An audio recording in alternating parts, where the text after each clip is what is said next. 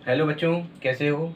मेरा नाम सुब्रत कुमार वर्मा है और मैं आपको आज क्लास 10th की वीडियो की सीरीज़ लेके आया हूँ। इस सीरीज़ में हमारा ये डे 4, जिसमें आपको मैं क्लास 10th की साइंस पढ़ाऊँगा। ठीक है, चलिए आइए स्टार्ट करते हैं। सबसे पहले हमारे फर्स्ट हेडिंग जो है, रासायनिक समीकरण को अधिक सूचनात्मक बनाना। सूचनात्मक का मतलब क्या होता है कि अभी तक हमने जो रिएक्शंस पढ़ी हैं वो हमने उसको अच्छी तरीके से नहीं लिखा। अब अच्छी तरीके से मतलब क्या है, हमने उसका कोई फॉर्मेट नहीं डाला कि वो किस फॉर्मेट में है। जैसे मान लो वो ठोस है, द्रव है, गैस है। तो सूचनात्मक का मतलब क्या होता है, उसको हम उस फॉर्मेट में लिखते हैं। ठीक है, तो क्या होता है फर्स्ट में, अभिकारकों तथा उत्पादों को सूचनात्मक बनाना। सूचनात्मक का मतलब है भौतिक अवस्था में लिखते हैं। ठोस का मतलब, जैसे मान लो आपका कुछ लिखा होता है ठोस, ठोस को हम लोग बोलते हैं सॉलिड। द्रव, द्रव को हम लोग बोलते हैं लिक्विड। गैस, गैस को हम लोग क्या बोलते हैं, गैस। ठीक है, और जो हमारा जलीय विलयन होता है, जलीय विलयन को हम लोग बोलते हैं एक्वस। एक्वस को हम लोग लिखते हैं AQ से। ठोस को हम लोग क्या बोलते हैं, सॉलिड, यानी इसे लिखते हैं S से।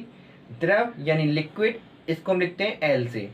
ठीक है, अब इसका हमारा सेकेंड स्टेप जो है, बनने वाले इसमें जो भी अवक्षेप या प्रतीक जो भी हमारा बनता है, सॉलिड को हम लोग डाउन एरो से रिप्रेजेंट करते हैं। जो हमारा सॉलिड फॉर्म होता है उसको डाउन एरो से रिप्रेजेंट करते हैं, और जो हमारा गैस का फॉर्मेट होता है इसको हम लोग अप फॉर्मेट से, अप एरो से रिप्रेजेंट करते हैं। ठीक है ना, इसे हम अप एरो से रिप्रेजेंट करते हैं। अब हमारी एक रिएक्शन है, Mg plus H2SO4 gives out MgSO4 plus H2। अब यहाँ पे देखिए जो हमारा मैग्नीशियम है ये किस फॉर्मेट में होगा, सॉलिड में। और जो हमारा H2SO4 यानी क्या है, सल्फ्यूरिक अम्ल, ये कैसा होगा, जलीय विलयन में होगा, यानी हम क्या बोलेंगे इसे एक्वस यानी AQ। और गिव्स आउट क्या लिखा है हमारा, मैग्नीशियम सल्फेट यानी क्या है MgSO4, ये हो जाएगा जलीय विलयन में, प्लस हाइड्रोजन। ये हाइड्रोजन जो हमारा है वो क्या है, गैस है, इसलिए इसको हम क्या करेंगे, अप एरो से डिनोट करेंगे। ठीक है, ऊपर के साइन को।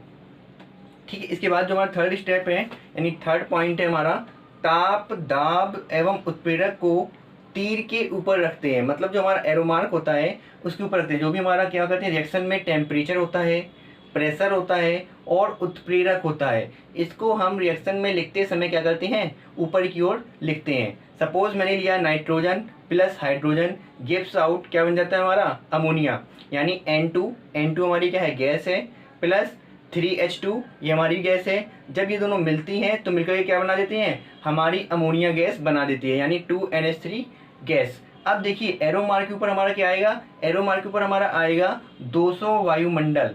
200 वायुमंडल क्या है हमारा, एक दाब है।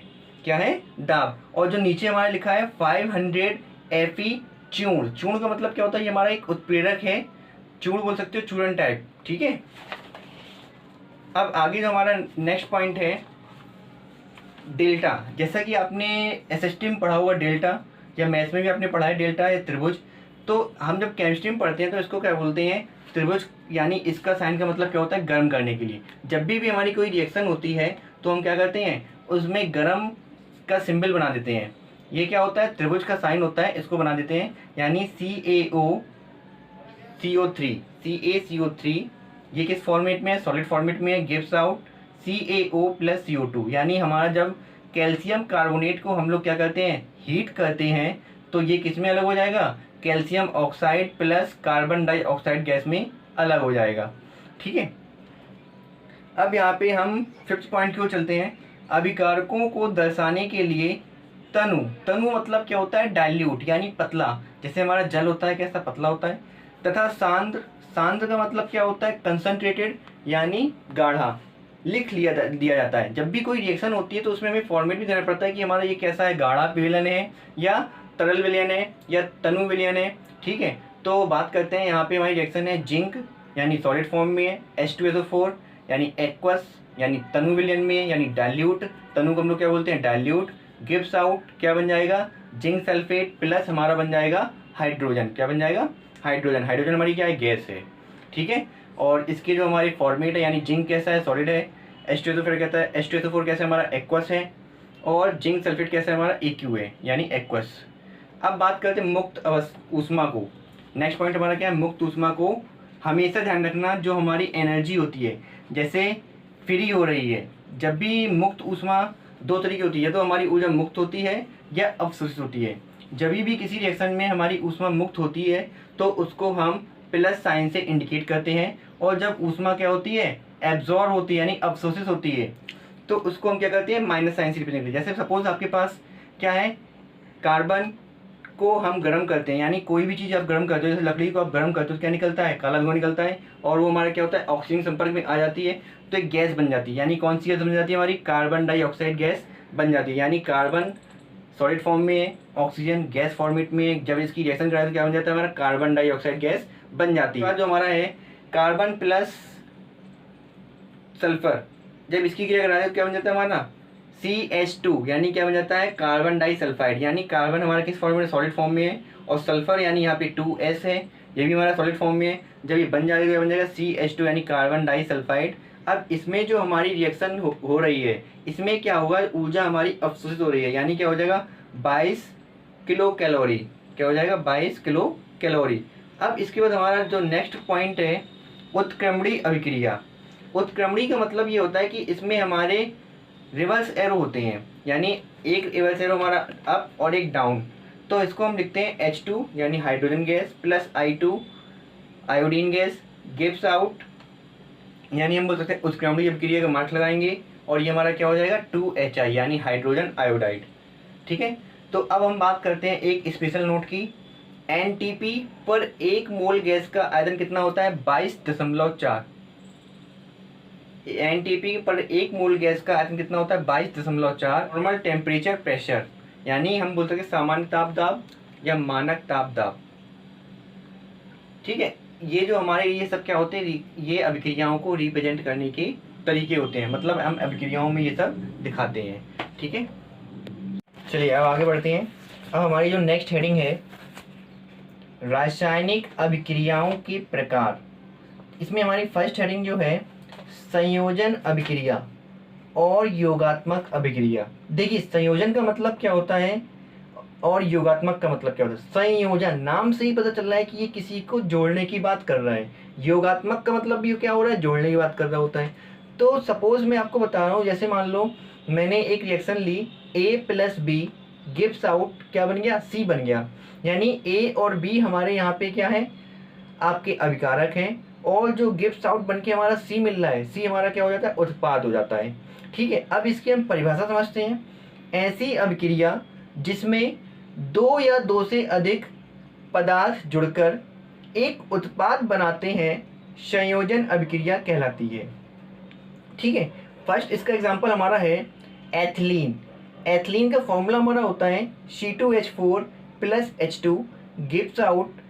निकल की प्रेजेंस में हमारा ये हो रही है रिएक्शन, यानी हमारा निकल क्या है, उत्प्रेरक है, और इसको हम 200 डिग्री सेंटीग्रेड तक क्या करेंगे, हीट करेंगे, तो ये हमारा क्या बन जाएगा, C2H6 यानी एथेन बन जाएगा। यानी जो हमारे दो हाइड्रोजन के अणु हैं ये एथिलीन के साथ जुड़े आएंगे, यानी एथिलीन का हमारा था C2H4 और हाइड्रोजन यानी H2, यानी C2H4 में अगर हम दो हाइड्रोजन जोड़ देंगे तो ये हमारा बन जाएगा C2H6, और C2H6 हमारा क्या होता है, एथेन का फॉर्मूला होता है। ये हम आपको ऑर्गेनिक केमिस्ट्री में बताएंगे, अभी यहाँ पे रिएक्शन की वजह से मुझे आपको एक्सप्लेन करना पड़ा। सेकेंड हमारी रिएक्शन है C2H2।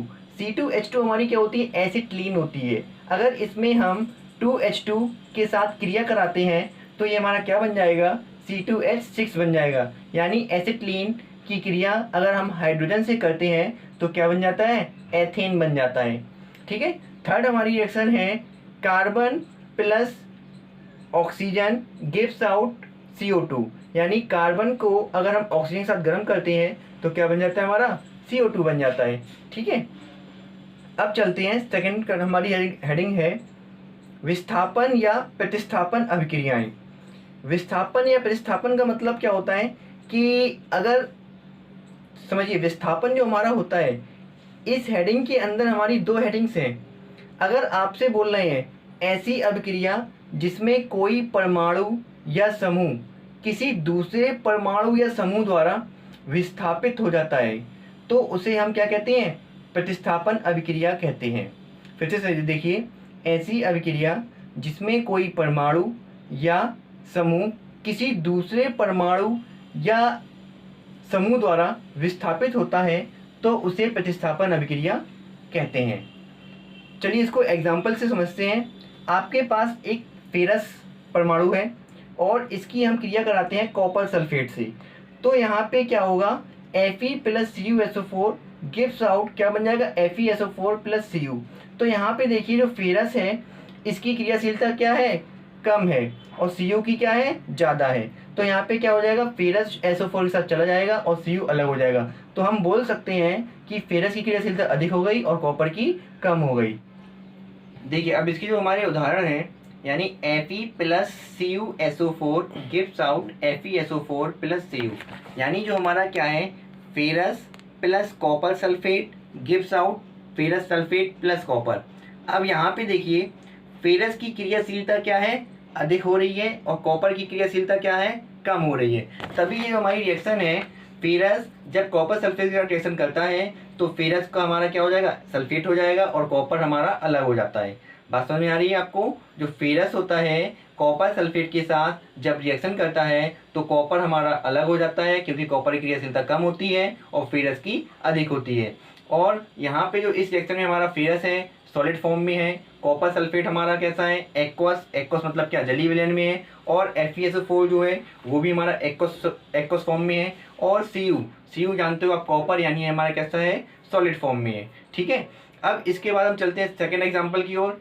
जो हमारा zinc plus copper sulphate gives out क्या बन जाएगा, ZnSO4 प्लस Cu।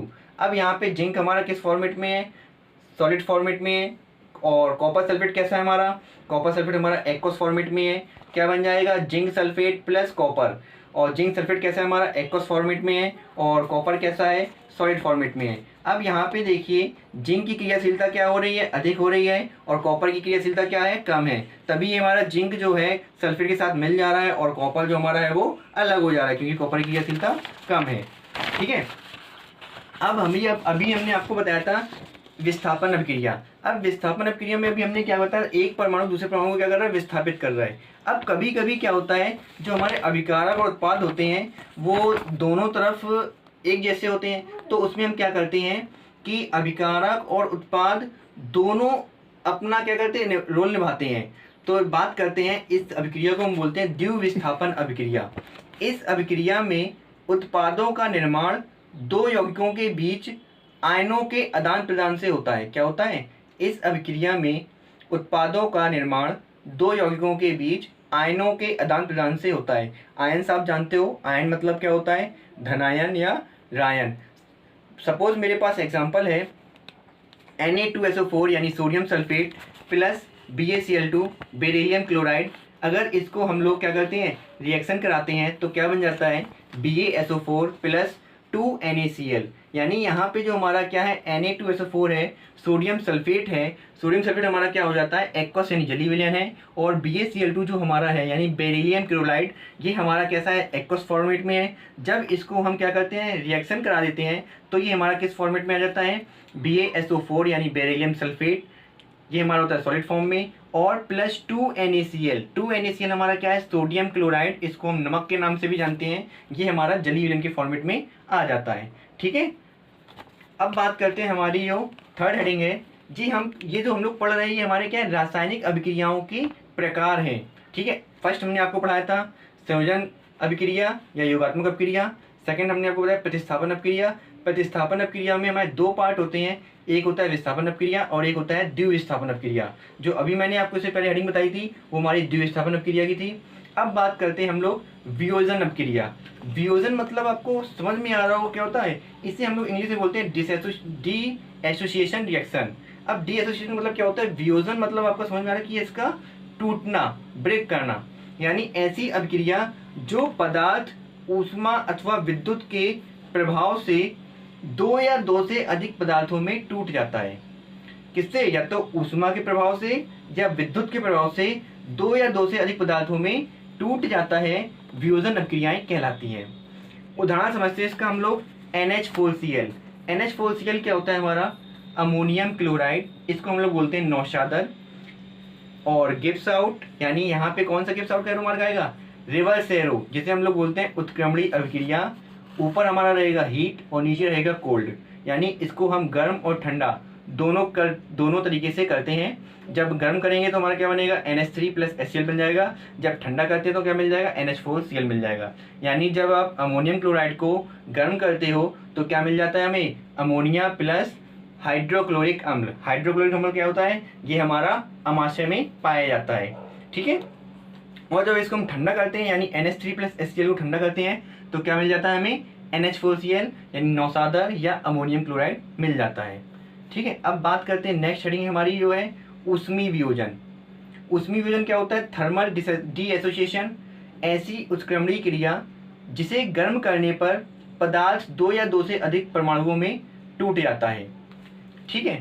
ये इसी का ही पार्ट हमारा है वियोजन क्रिया का, यानी NH4Cl गिव्स आउट क्या बन जाएगा, NH3 + HCl, ठीक है। अब इसके लिए हम दूसरा एग्जांपल ले लेते हैं, 2HI यानी 2 हाइड्रोजन आयोडाइड के हमने क्या लिए, परमाणु ले लिए, गिव्स आउट H2 + I2 यानी हाइड्रोजन प्लस आयोडीन। यहाँ पे जो हमारा हाइड्रोजन और आयोडीन है ये हमारे 2 भागों में टूट जा रहे हैं, ठीक है। अब बात करते हैं विद्युत वियोजन या आयनिक वियोजन की। विद्युत वियोजन का मतलब क्या होता है, इसमें हम आयंस की बात करते हैं, यानी धनायन या डायन या आयनिक वियोजन बोल सकते हो। विद्युत वियोजन को हम लोग क्या बोलते हैं, आयनिक वियोजन के नाम से भी जानते हैं। आयनिक का मतलब आपको समझ में आ रहा होगा, इसमें आयन समय निकलते हैं। वह क्रियाएं जो विद्युत आवेशित आयनों द्वारा होती हैं विद्युत वियोजित क्रियाएं कहलाती हैं। इसका हमारा उदाहरण है KCl यानी potassium chloride reverse arrow potassium धनायन + Cl ऋणायन। यानी यहाँ पे क्या हो रहा है, जो पोटेशियम का इलेक्ट्रॉन है वो क्या होता है, त्याग रहा है, और जो Cl हो रहा है वो क्या कर रहा है, इलेक्ट्रॉन को ले रहा है। तो यानी जब भी हमारी ऐसी रिएक्शन होती है KCl रिवर्स एरो पोटेशियम धनायन + Cl ऋणायन, ठीक है। तो सेकंड पार्ट हमारा, इसकी सेकंड एग्जांपल हमारा है FeSO4 यानी ferrous sulphate reverse arrow Fe2 positive + SO4 2 negative. हमेशा जितने पॉजिटिव हमारे निकलते हैं उतने ही निगेटिव हमारे आते हैं, ठीक है। हमेशा याद रखना, अगर 2 पॉजिटिव हमारे निकल रहे हैं तो 2 निगेटिव हमारे होंगे, तभी हमारा ये फॉर्मूला बनता है। कभी भी ऐसा नहीं होता कि 2 निगेटिव है और वहाँ पे 1 निगेटिव हो, ठीक है, या 2 पॉजिटिव हो और 1 निगेटिव हो। तो हमेशा याद रखना कि जब भी हमारी कोई रिएक्शन ब्रेक होती है तो उसमें हम ये देखते हैं FeSO4 यानी यहाँ पे 2 पॉजिटिव निकल रहे हैं, और सल्फेट के लिए आपके क्या होते हैं, 2 ऋणात्मक के इलेक्ट्रॉन्स होते हैं, ठीक है। अब बात करते हैं हम लोग ऊष्माक्षेपी अभिक्रिया तथा ऊष्माशोषी अभिक्रिया। ये इंपॉर्टेंट रिएक्शन आपकी है एग्जाम्स के लिए भी। ऊष्माक्षेपी और ऊष्माशोषी। क्षेपी मतलब क्या होता है, ऊष्मा का उत्सर्जन हो रहा है। पहले समझ लीजिए क्षेपी मतलब क्या होता है। क्षेपी मतलब क्या होता है, ऊष्मा का उत्सर्जन। जब उत्सर्जन होता है तो वहाँ पे जो हमारी एनर्जी होती है उसे हम प्लस साइन से दिखाते हैं। कैसे दिखाते हैं, प्लस साइन से। और जब हमारा क्या होता है, ऊष्माक्षेपी के बाद ऊष्माशोषी आता है। ऊष्माशोषी मतलब क्या होता है, एब्जॉर्बेशन। तो वहाँ पे ऊष्मा क्या होता है, ह्रास होता है, यानी ऊष्मा में कमी आती है। जब ऊष्मा में कमी आती है तो उसको हम माइनस साइन से इंडिकेट करते हैं। चलिए अब इसकी परिभाषा समझते हैं। ऊष्माक्षेपी अभिक्रिया की जो हमारी परिभाषा होती है, वे रासायनिक अभिक्रिया जिसमें ऊष्मा उत्पन्न होती है ऊष्माक्षेपी अभिक्रिया कहलाती है। सपोज मैंने C+O2 यानी कार्बन को जब ऑक्सीजन के संपर्क में जलाते हैं, कोई भी कार्बन, जैसे मान लो अब कार्बन क्या है, आपका कोई भी लकड़ी, कोयला, कुछ भी आप जलाते हो, तो जब वो ऑक्सीजन संपर्क में आती है और जलती है तो उससे क्या निकलता है, धुआं निकलता है। और धुएं में क्या होता है, हमारे कार्बन होते हैं, तो उसमें कुछ ना कुछ एनर्जी भी होगी। तो उसकी जो एनर्जी होती है कितनी होती है, 94,300 किलो कैलोरी। कितना, 94,300 किलो कैलोरी होती है। ठीक है, अब यहाँ पे जो हमारी ऊर्जा निकल रही है वो कैसी है, प्लस की है। प्लस का मतलब क्या है, ऊष्मा हमारा क्या हो रहा है, उत्पन्न हो रही है। यानी हमारी रिएक्शन हुई और रिएक्शन के बाद क्या हो गया, ऊष्मा उत्पन्न हो गया। ठीक है, चलिए आगे हमारा जो एग्जांपल है, nitrogen plus oxygen gives out. अब इसके ऊपर जो हम टेम्परेचर दे रहे हैं, कितना दे रहे हैं, 3000 डिग्री सेंटीग्रेड। इस टेम्परेचर में हमारी रिएक्शन हो रही है। जब इस टेम्परेचर में हमारी रिएक्शन हो रही है, इसमें हमारा क्या बन जाएगा, 2NO। 2NO का मतलब क्या है, नाइट्रिक ऑक्साइड। और इसमें हमारा जो ऊष्मा क्या हो रही है, अवशोषण हो रही है, यानी ऊष्मा क्या हो रहा है, ह्रास हो रहा है। यानी 43,200 किलो कैलोरी की क्या हो रही है, ऊर्जा की कमी हो रही है। मैंने बताया जब भी ऊष्मा में कमी होती है तो उसको किससे करते हैं, माइनस के साइन से रिप्रेजेंट करते हैं। तो इसमें क्या लिखेंगे, nitrogen plus oxygen gives out, इसके ऊपर लिखेंगे 3000 डिग्री सेंटीग्रेड, एरो मार्क हमारा क्या हो जाएगा 2NO, और माइनस की 43,200 किलो कैलोरी। ठीक है, अब हम बात करते हैं सेकेंड एग्जाम्पल की। तो कार्बन प्लस 2S का मतलब क्या है, सल्फाइड सॉरी यहाँ पे कार्बन प्लस 2S यानी सल्फाइड, जब इसकी हम क्रिया कराते हैं तो क्या बन जाता है CH2 यानी कार्बन डाइसल्फाइड। इसमें हमारा 19,800 किलो कैलोरी की ऊष्मा की कमी होती है। ठीक है, आज इतना ही रखते हैं। Thank you.